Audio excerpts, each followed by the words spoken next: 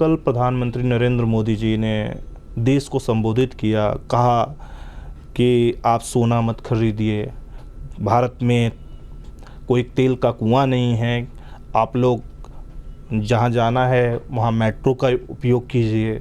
माननीय प्रधानमंत्री जब भी कोई काम करते हैं तो उससे पहले उसका निदान और उपाय सुझा देते हैं सबको। जैसा उन्होंने पहले कहा था, गैस की किल्लत मौजूद हुई तो उन्होंने कह दिया कि आप जो है अपने पाइप लगा के गटर से गैस ले लीजिए।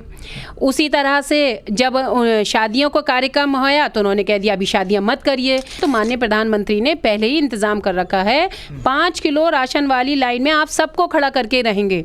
रोजगार वो दें या नहीं दें, देश इकोनॉमिकली आगे बढ़े या नहीं बढ़े, लेकिन वो ऐसे उपाय जरूर कर देंगे। उन्होंने ये भी कहा कि अंतर्राष्ट्रीय आपदा है तो आपदा में जो है कि अवसर के तौर पर कोविड की तरह वर्क फ्रॉम होम की भी बात कही थी। जिस तरह से हालात बने हुए, ये हालात के जिम्मेदार आप किसको मानते हैं?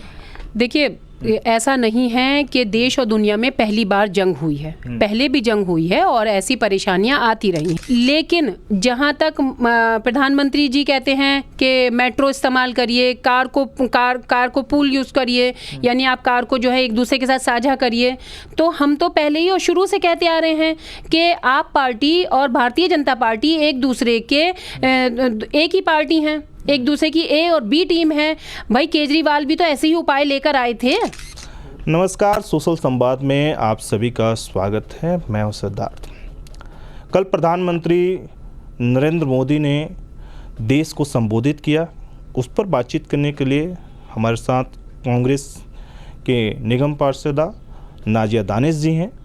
मैम, जिस तरह से कल प्रधानमंत्री नरेंद्र मोदी जी ने देश को संबोधित किया, कहा कि आप सोना मत खरीदिए, भारत में कोई तेल का कुआं नहीं है, आप लोग जहां जाना है वहां मेट्रो का उपयोग कीजिए और गाड़ियों का कम उपयोग कीजिए।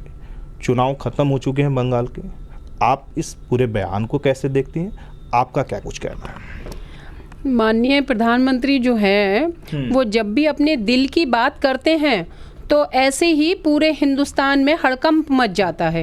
एक बार उन्होंने 2017 के आसपास जो है वो नोटबंदी की बात करी थी, उसके बाद उन्होंने कोविड की बात करी थी, अब उन्होंने जो है वो सोना और शादियां ख़त्म करने की बात कर दी कि आप कोई कार्यक्रम मत करिए, गैस मत करिए। तो माननीय प्रधानमंत्री जब भी कोई काम करते हैं तो उससे पहले उसका निदान और उपाय सुझा देते हैं सबको।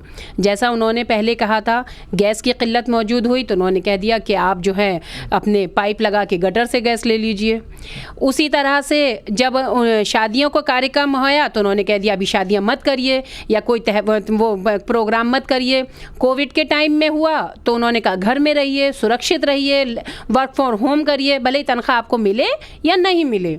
और अगर कोई बात हो नहीं हो तो माननीय प्रधानमंत्री ने पहले ही इंतजाम कर रखा है, 5 किलो राशन वाली लाइन में आप सबको खड़ा करके रहेंगे। रोजगार वो दें या नहीं दें, देश इकोनॉमिकली आगे बढ़े या नहीं बढ़े, लेकिन वो ऐसे उपाय ज़रूर कर देंगे।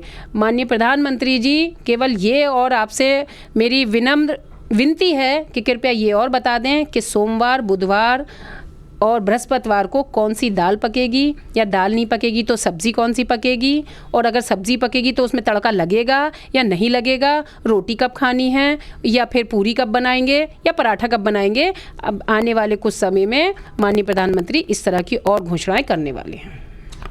मैम, आपने कहा कि प्रधानमंत्री इस तरह की घोषणा है, उन्होंने ये भी कहा कि अंतर्राष्ट्रीय आपदा है तो आपदा में जो है कि अवसर के तौर पर कोविड की तरह वर्क फ्रॉम होम की भी बात कही थी।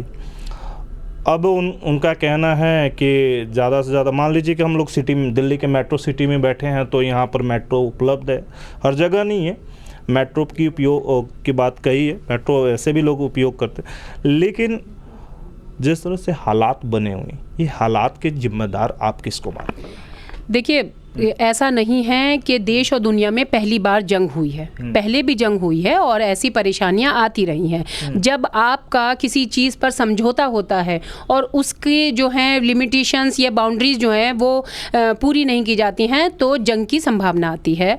लेकिन जहाँ तक प्रधानमंत्री जी कहते हैं कि मेट्रो इस्तेमाल करिए, कार को पूल यूज़ करिए, यानी आप कार को जो है एक दूसरे के साथ साझा करिए, तो हम तो पहले ही और शुरू से कहते आ रहे हैं कि आप पार्टी और भारतीय जनता पार्टी एक दूसरे के एक ही पार्टी हैं, एक दूसरे की ए और बी टीम है।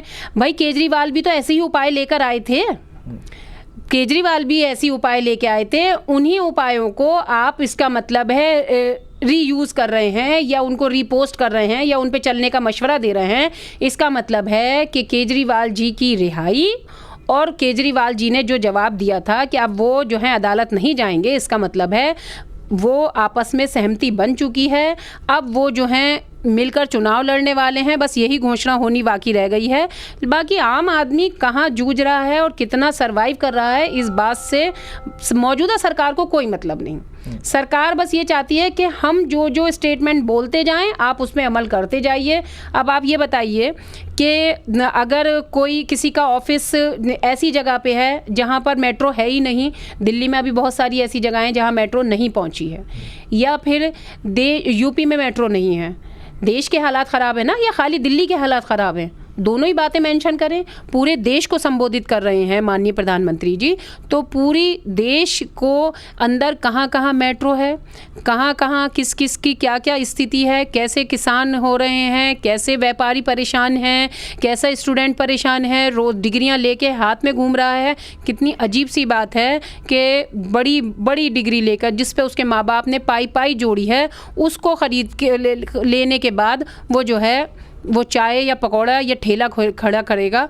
बड़े अफसोस की बात है माननीय प्रधानमंत्री, इन घोषणाओं करने से पहले, मैं बहुत छोटी हूँ उनके सामने, लेकिन फिर भी मैं ये कहूँगी कि देश के हित में बयान दें, ना कि इस तरह के जिससे देश के लोगों का मोरल डाउन हो। बहुत बहुत शुक्रिया नाजिया जी, दिल्ली से सोशल संवाद के